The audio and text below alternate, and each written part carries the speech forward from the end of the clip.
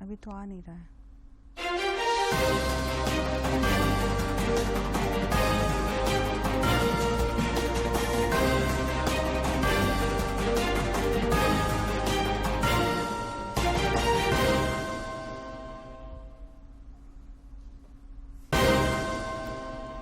प्रधानमंत्री ने केरल को पहले वंदे भारत एक्सप्रेस ट्रेन की दी सौगात का। विकास के जीवंत देश के रूप में भारत को देख रहा विश्व। दादर और नगर हवेली में कई विकास परियोजनाओं की शुरुआत। रांची में कोल इंडिया लिमिटेड के 2 दिवसीय CSR कॉन्फ्रेंस की शुरुआत। विशेषज्ञों ने विभिन्न सत्रों में रखी अपनी बात। री इंजीनियरिंग CSR विषय पर कल भी होगी चर्चा। बोकारो पुलिस ने 4 शातिर चोरों को किया गिरफ्तार। इस्पात नगर और आसपास के क्षेत्रों के 13 मंदिरों में हुई मूर्ति चोरी की घटना को दिया था अंजाम। चोरी के सामान भी बरामद। और NIT जमशेदपुर में एक भारत श्रेष्ठ भारत के तहत युवा समागम का आयोजन। अंडमान निकोबार के 45 छात्र हो रहे हैं शामिल।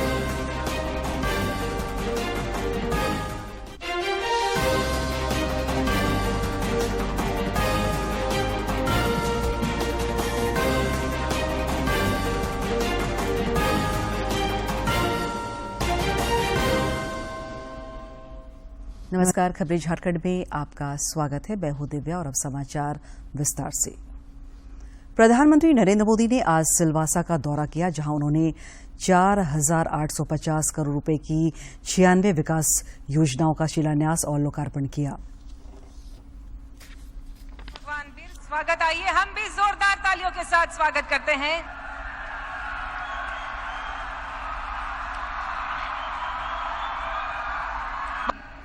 आदरणीय प्रधानमंत्री जी की सुंदर प्रतिमा।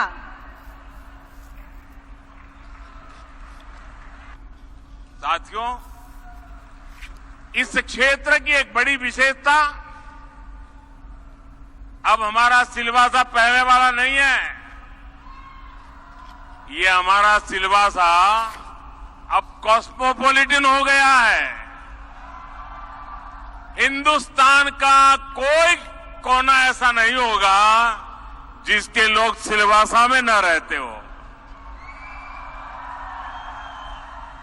आपको अपनी जड़ों से प्यार है, लेकिन आधुनिकता को भी उतना ही अपनत्व देते हैं। इस केंद्र शासित प्रदेश की इस खूबी को देखते हुए केंद्र सरकार अलग अलग स्तरों पर तेजी से काम कर रही है। यहां पर अच्छी क्वालिटी का इंफ्रास्ट्रक्चर हो, अच्छी सड़कें, अच्छे पुल हो, यहां अच्छे स्कूल हो, वाटर सप्लाई बेहतर हो, इन सभी पर केंद्र सरकार का बहुत जोर है। इससे पहले प्रधानमंत्री नरेंद्र मोदी ने आज तिरुवनंतपुरम सेंट्रल स्टेशन पर तिरुवनंतपुरम और कासरगोड के बीच चलने वाली केरल की पहली वंदे भारत एक्सप्रेस ट्रेन को झंडी दिखाकर रवाना किया। इस दौरान प्रधानमंत्री ने 3,200 करोड़ रुपए से अधिक की लागत की विभिन्न परियोजनाओं का लोकार्पण और शिलान्यास भी किया। तिरुवनंतपुरम में समारोह को संबोधित करते हुए प्रधानमंत्री ने कहा कि सरकार भारत की प्रगति और समृद्धि के लिए सहकारी संघवाद को प्रोत्साहित कर रही है। कोच्चि वाटर मेट्रो राष्ट्र को समर्पित की। कोच्चि शहर के साथ निर्बाध संपर्क के लिए बैटरी चालित इलेक्ट्रिक हाइब्रिड नौकाओं के माध्यम से कोच्चि के आसपास के 10 द्वीपों को जोड़ने वाली ये अपनी तरह की अनूठी परियोजना है।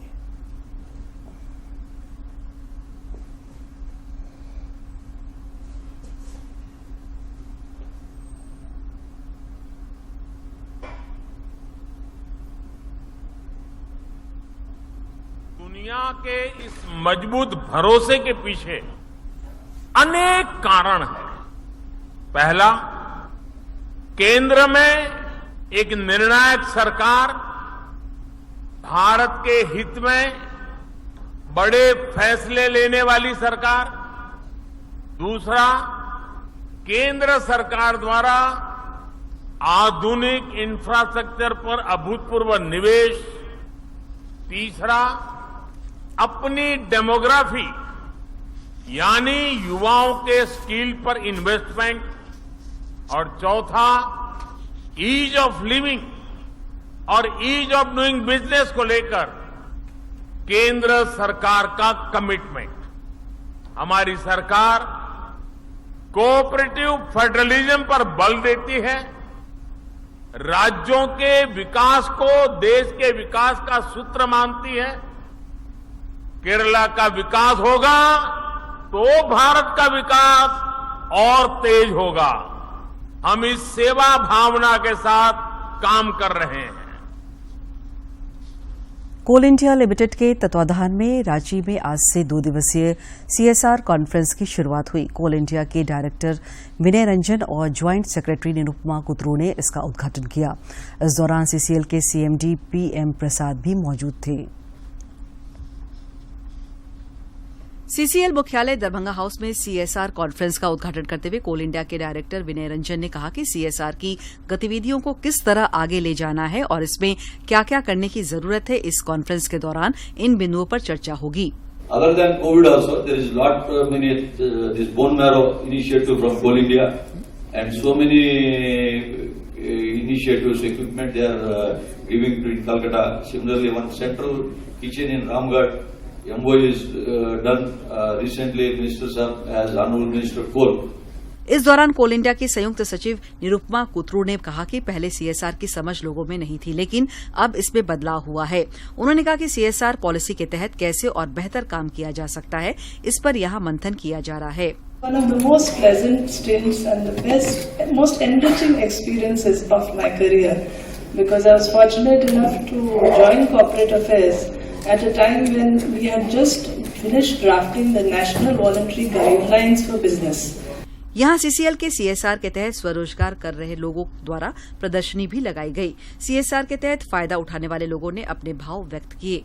So it is the right time for us to look to re-engineer our CSR processes, where we want to go, what we have done, and this next 2 days, this is the right time we brainstorm in terms of what is the next. What should be the next 10 years of CSR in CIL? Conference में देश के विभिन्न हिस्सों से आए ख्याति प्राप्त विशेषज्ञ री इंजीनियरिंग सीएसआर विषय पर चर्चा कर रहे हैं। रांची से सरिता की रिपोर्ट। राज्य सरकार स्थानीय भाषाओं का प्रचार प्रसार कर रही है। सरकार की योजनाओं की जानकारी और उसका लाभ अधिक से अधिक लोगों को देने के लिए यह प्रयास शुरू किया गया है। अभी हाल में 100 यूनिट मुफ्त बिजली योजना की जानकारी हिंदी, नागपुरी, हो, संथाली, मुंडारी और कुड़ुक भाषा में प्रसारित कराया गया ताकि लोगों को योजना की जानकारी के साथ लाभ मिल सके। विगत दिनों मुख्यमंत्री ने सिविल सर्विस डे के समारोह में कहा था कि झारखंड में अधिकारियों तथा पद स्थापित होने वाले अधिकारियों को स्थानीय भाषा की जानकारी होनी चाहिए, जिससे वे अपनी बात लोगों तक सार्थक ढंग से पहुंचा सके और उनसे संवाद कर सके। ऐसा होने से लोग उनकी बातों को आसानी से समझकर उस पर अमल करेंगे। राज्य में पिछले 24 घंटे के दौरान कोविड के 63 नए मरीजों की पहचान की गई है, जबकि इस अवधि में 62 मरीज स्वस्थ भी हुए हैं। स्वास्थ्य विभाग के अनुसार राज्य में कोविड के करीब 300 मरीज सक्रिय हैं। विभाग के मुताबिक रांची में 15, बोकारो में 2, गोड्डा में 2, पलामू में 2, धनबाद में 4, लातेहार में 4, लोहरदगा में 4, पूर्वी सिंहभूम में 13, गिरिडीह में 1, गुमला में 1, खूंटी में 1, हजारीबाग में 5 और पश्चिमी सिंहभूम में 5 नए मरीजों मिले हैं। राज्य में सबसे अधिक रांची में कोविड के सक्रिय मरीजों की संख्या 66 है। केंद्र सरकार ने देश में क्वांटम प्रौद्योगिकी के विकास को बढ़ावा देने के लिए राष्ट्रीय क्वांटम मिशन को मंजूरी दी है। इस मिशन के विभिन्न क्षेत्रों में क्वांटम तकनीक को गति देने की योजना बनाई गई है। क्योंकि काफ़ी लोग जो हैं क्वांटम में काम कर रहे हैं। कुछ सालों से हम लोग काफ़ी लीडिंग काम भी कर रहे हैं रामन रिसर्च इंस्टीट्यूट में, पर अभी ये जो मिशन आएगा तो इसमें हम लोग देख पा रहे हैं कि हम लोग सब मिलके एक ऐसा काम कर सकते हैं जो इंडिविजुअली नहीं हो सकती। तो फिर जैसे कि मेरा जो क्षेत्र है वो है सिक्योर कम्युनिकेशंस का, तो हमने काफ़ी सारा ग्राउंड बेस्ड माइलस्टोन अचीव किया है इसमें। सैटेलाइट क्वांटम कम्युनिकेशन के क्षेत्र में हमारा पहला प्रोजेक्ट है भारत में सैटेलाइट क्वांटम कम्युनिकेशन में।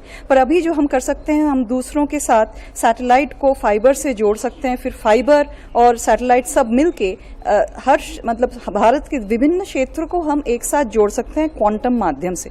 मतलब वो सिक्योर लिंक होगा, उससे सिक्योरिटी जो है वो एकदम बहुत ज़्यादा बढ़ जाएगी और हमारी डेटा जो है वो काफ़ी ज़्यादा सिक्योर होगी। तो हम बहुत ही ज़्यादा एक्साइटेड है, क्योंकि अभी हमको लग रहा है कि हम लोग वो सब कर सकते हैं जो कि इंडिविजुअली हम शायद कर नहीं पाते थे पहले।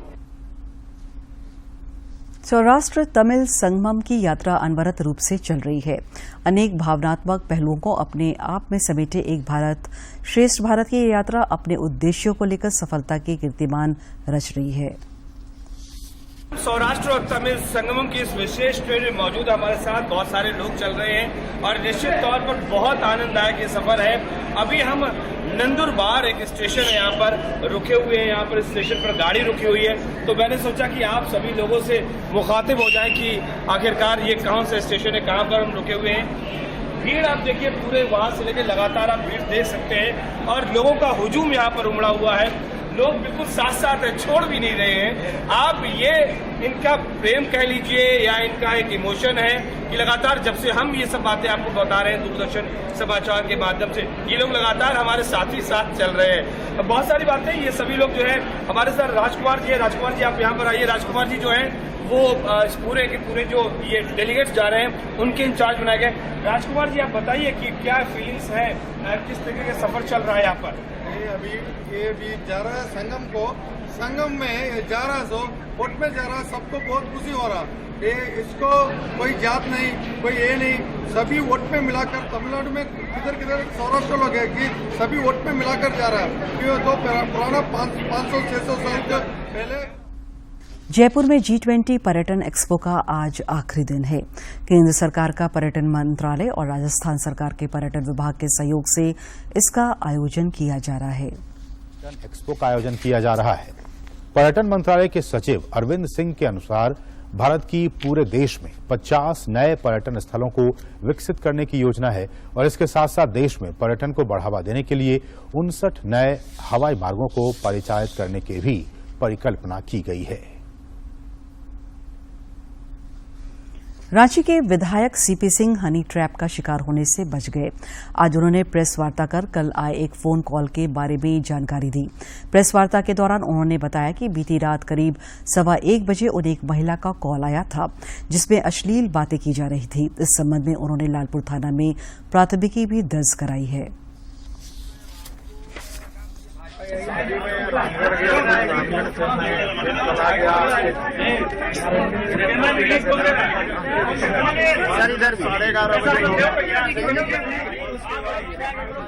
स्वास्थ्य मंत्री बन्ना गुप्ता का आपत्तिजनक वीडियो सोशल मीडिया पर वायरल होने के बाद एक महिला ने सफाई दी है। महिला ने कहा कि वीडियो में उसका फोटो एडिट किया गया है। उन्होंने कहा कि वे मंत्री बन्ना गुप्ता को जानती तक नहीं है। वे अपने पति से वॉइस कॉल के माध्यम से चैट कर रही थी। उन्होंने आरोप लगाते हुए कहा कि उनकी छवि को बिगाड़ा जा रहा है और यह एक बड़ी साजिश है। विश्व मलेरिया दिवस के अवसर पर आज राजधानी रांची समेत कई जिलों में कार्यक्रम आयोजित किए गए। रामगढ़ जिले के सुदूरवर्ती चैनपुर गांव में civil surgeon doctor Prabhat Kumar की उपस्थिति में टाटा स्टील फाउंडेशन के CSR विभाग के सौजन्य से एक जागरूकता कार्यक्रम का आयोजन किया गया, जिसमें करीब 600 की संख्या में लोगों के बीच मच्छरदानी का वितरण किया गया। इस दौरान सिविल सर्जन ने बताया कि वर्ष 2019 में 365 मलेरिया के मरीज थे, जो अब घटकर मात्र 65 बचे हैं। वहीं टाटा स्टील फाउंडेशन के CSR विभाग की मेडिकल ऑफिसर डॉक्टर ममता गहलोत ने बताया कि रात को मच्छरदानी का इस्तेमाल कर मलेरिया से बचा जा सकता है। निकाली गई, शपथ भी लिए हैं, काफ़ी लोग शपथ आज लिए हैं मलेरिया से अपने आप को और पूरे समाज और रामगढ़ जिले को बचाने के लिए शपथ भी लिए। और ये तीसरा बहुत महत्वपूर्ण कार्यक्रम जो कि टाटा स्टील फाउंडेशन के सहयोग से हुआ है यहाँ पर, तो इसमें मच्छरदानी का वितरण किया जा रहा है। टाटा स्टील फाउंडेशन पहले भी काफ़ी काम कर चुके हैं हेल्थ के क्षेत्र में। इस मौके पर एक महिला लाभुक ने बताया कि आज हम लोगों के बीच मच्छरदानी का वितरण किया गया और मलेरिया के प्रति जागरूक भी किया गया। जो हमारे टाटा स्टील फाउंडेशन की तरफ से आज हम लोग को मच्छरदानी का वितरण किया गया, जिसमें हम लोग को बताया गया कि डेंगू मलेरिया जो होता है वो हमारे ई मच्छरदानी से बहुत सारा बचाव की सुविधा मतलब के बारे में बताया गया कि इसको अगर आप लगाते यूज करते हैं तो इससे हम लोग को मलेरिया डेंगू का प्रकोप हम लोग को नहीं फैला सकती है। बोकारो इस्पात नगर और आसपास के क्षेत्रों के 13 मंदिरों में चोरी की घटना को अंजाम देने वाले 4 शातिर चोरों को आज पुलिस ने गिरफ्तार कर लिया। मंदिर की दान पेटी और देवी देवताओं के जेवरातों की चोरी से सांप्रदायिक सौहार्द बिगाड़ने की आशंका बनी हुई थी। इन चोरों के पास से पुलिस ने चोरी के सामान समेत 2 बाइक भी जब्त किया है। पुलिस अधीक्षक चंदन कुमार झा ने बताया कि इनके माध्यम से अन्य चोर गिरोह का भी पता चला है। पुलिस उनकी गिरफ्तारी के लिए छापेमारी कर रही है। मंदिर में अगर छोटी या बड़ी चोरी हो तो वो सिर्फ चोरी तक सीमित नहीं रहती है, वो हम लोग के लिए भी वो आप जैसा बता रहे हैं सांप्रदायिक मामला हो जाता है। और मंदिर इसलिए इन्होंने चुना जैसा ये बता रहे हैं, ऐसा नहीं है कि बाकी जगह इन्होंने प्रयास नहीं किया। मंदिर इनके हिसाब से थोड़ा इजी टारगेट है इन द सेंस कि फोर्स या सिक्योरिटी उनको लगता है वहाँ उतनी नहीं होती है और शायद मंदिर के तरफ से भी कोई लोग रात में नहीं रहते हैं, इसलिए ऐसा किया गया है। हम लोग इसमें प्रयास कर रहे हैं, इसमें एक अनुसंधान के लिए भी एक SIT DSP हेडक्वार्टर के नेतृत्व में बनी है। सूडान में फंसे भारतीय नागरिकों की सुरक्षित निकासी के लिए भारत सरकार ने ऑपरेशन कावेरी की शुरुआत की है। आइए जानते हैं ऑपरेशन कावेरी और इससे पहले चलाए गए कुछ अन्य ऑपरेशनों के बारे में। मौत हो चुकी है। भारत समेत कई देशों के नागरिक वहां फंसे हुए हैं। इस बीच भारत ने सूडान से भारतीयों को निकालने और देश वापस लाने के लिए ऑपरेशन कावेरी शुरू किया है। ऑपरेशन कावेरी के तहत 500 भारतीयों को सूडान के पूर्वी इलाके में स्थित शहर पोर्ट सूडान पर पहुंचा दिया गया है, जहां से उन्हें स्वदेश वापस लाया जाएगा। दरअसल भारतीय वायुसेना के 2 C-130J विमान जेदा में तैनात किए गए हैं, जबकि INS सुमेधा को सूडान बंदरगाह के आसपास तैनात किया गया है। बहरहाल विदेश में कोई प्राकृतिक आपदा, युद्ध या अन्य किसी तरह की आफत में फंसे भारतीयों को निकालने के मामले में वर्तमान सरकार का बेहतरीन रिकॉर्ड रहा है। पिछले कुछ उदाहरणों पर ध्यान दे तो पता चलता है कि कैसे वर्तमान सरकार ने अपने नागरिकों की वापसी के लिए बिना लेट लतीफी के प्रभावी कदम उठाए हैं। आइए देखते हैं कि वर्तमान सरकार ने विदेशों से भारतीयों को निकालने के लिए अब तक कौन कौन से अभियान चलाए हैं। बता दें कि 2015 में जब नेपाल में भयंकर भूकंप आया था, तब भारत ने ऑपरेशन मैत्री लॉन्च किया था, जिसके जरिए नेपाल से 5000 से ज्यादा भारतीयों को वापस लाया गया। फिर 2015 में पश्चिमी एशिया के देश यमन में जब युद्ध छिड़ा तो भारत सरकार ने तत्परता दिखाते हुए ऑपरेशन राहत लॉन्च किया, जिसके जरिए 5600 भारतीयों और 1000 से भी ज्यादा विदेशियों को यमन से निकालने में सफलता पाई। इसके बाद साल 2016 में युद्धग्रस्त दक्षिण सूडान से ऑपरेशन संकट मोचन के जरिए भारतीयों को वापस निकाला गया।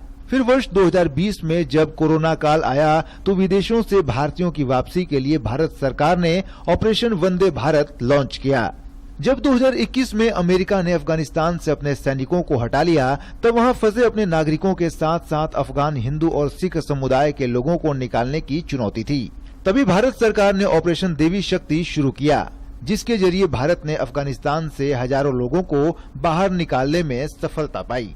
फिर पिछले ही वर्ष 2022 सरायकेला खरसावां के आदित्यपुर स्थित NIT जमशेदपुर में एक भारत श्रेष्ठ भारत के तहत युवा समागम कार्यक्रम चल रहा है, जो आगामी 30 अप्रैल तक चलेगा। इस कार्यक्रम में शामिल होने के लिए केंद्र शासित अंडमान निकोबार से 45 छात्रों का समूह एक्सपोजर टूर पर आया हुआ है। भारत विविधताओं का देश है और अनेकता में एकता ही इसकी असल मजबूती तथा पहचान है। शिक्षा मंत्रालय इस विविधता को एकता के सूत्र में पिरोने के लिए सतत प्रयत्नशील है, जिसके तहत सरायकेला खरसावां के आदित्यपुर स्थित NIT जमशेदपुर में युवा समागम कार्यक्रम का आयोजन हो रहा है। एक भारत श्रेष्ठ भारत युवा संगम, जिससे एक प्रदेश के युवा दूसरे प्रदेश में जाएं, वहाँ के लोगों के बारे में, कल्चर के बारे में, टेक्नोलॉजी के बारे में, खान पान के बारे में समझें, क्योंकि हमारा देश विविधताओं से भरा हुआ है। तो अनेकता में एकता का जो कंसेप्ट है।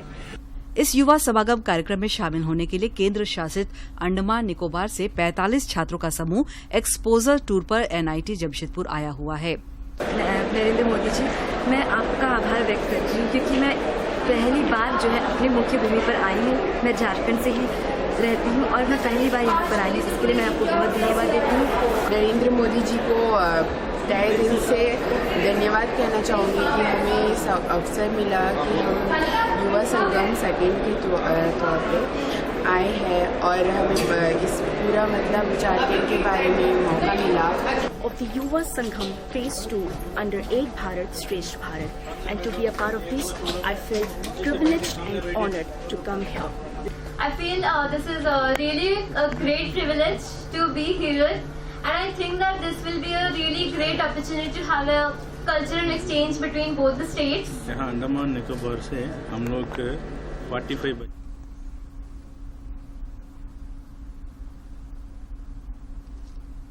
यहाँ का हम लोग आए हैं। यहाँ का प्रकृति और यहाँ का हम लोग का विकास, यहाँ का स्पोर्ट्स का, कल्चर का, संस्कृति का, सभी का हम लोग का बच्चों को एक जानकारी मिलेगा। लेने के बाद आगे एक संपर्क बना के यहाँ से बच्चे उधर आ जाएंगे, 45 बच्चे आ जाएंगे। I'm extremely glad, privileged and honored that we have been chosen and given this opportunity to explore various aspects of cultural as well as tourism, as well as technological and different areas and aspects to exchange between Andaman and Nicobar Islands and Jharkhand. एक भारत श्रेष्ठ भारत के तहत आयोजित इस युवा समागम कार्यक्रम में आए छात्रों का मंगलवार को अभिनंदन कार्यक्रम आयोजित हुआ। इस मौके पर एनआईटी जमशेदपुर के स्टूडेंट और अंडमान निकोबार से एक्सपोजर टूर पर आए छात्र खासे उत्साहित नजर आए। मुझे बेहद खुशी हो रही है बताते हुए कि अंडमान से कुछ स्टूडेंट्स आए हैं जो कि इंटरेक्ट करेंगे हमारे स्टूडेंट्स के साथ, और ये बहुत अच्छी बात है कि दूसरे रीजन के लोग आ रहे हैं और कल्चरल एक्सचेंजेस हो रहे हैं, और मैं इसके लिए स्पेशल थैंक्स दूंगी नरेंद्र मोदी जी का। युवा समागम कार्यक्रम को संबोधित करते हुए इनकम टैक्स कमिश्नर शिशिर धमीजा ने कहा कि झारखंड प्रदेश खनिज संपदा से भरपूर है। एक्सपोजर टूर पर आए छात्र इसे नजदीक से जाने और समझे। कार्यक्रम का उद्देश्य ये है कि एक प्रदेश के जो युवा हैं 19 साल से ऊपर के जो भी स्टूडेंट्स हैं उनको चुना गया है, वो दूसरे प्रदेश में जाएंगे एक्सचेंज प्रोग्राम के तहत, वहाँ के लोगों से इंटरेक्ट करेंगे, उनके लोकल कल्चर और उनकी टेक्नोलॉजी। 5 P जो दिए गए हैं, पर्यटन है उसमें, प्रौद्योगिकी है, और 5 P ऐसे दिए गए हैं जिनके माध्यम से वो लोग आपस में इंटरेक्ट करेंगे लोकल लोगों से और वहाँ के सब। प्रधानमंत्री नरेंद्र मोदी 30 अप्रैल को मन की बात कार्यक्रम के 100वें एपिसोड के जरिए देशवासियों के साथ अपने विचार साझा करेंगे। प्रधानमंत्री ने इस कार्यक्रम के लिए लोगों से अपने सुझाव देने का आग्रह किया है। सुझावों को टोल फ्री नंबर 1800117800 पर मिस कॉल देकर रिकॉर्ड कराया जा सकता है। माईगॉव फोरम या नमो ऐप पर भी लोग अपने सुझाव दे सकते हैं। जन की संघर्षों के कुछ किस्से, कहानी कुछ सफलताओं की, अनकही विरासत की, उम्मीदें नए भारत की। महीने के आखिरी रविवार का रहता है इंतजार।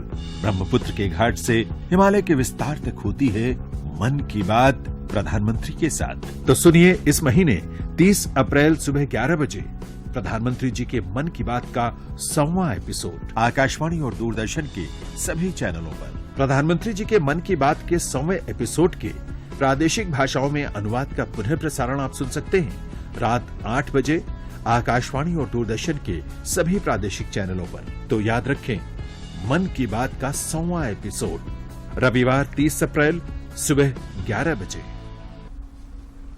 और अब कुछ खबर राज्य के विभिन्न जिलों से।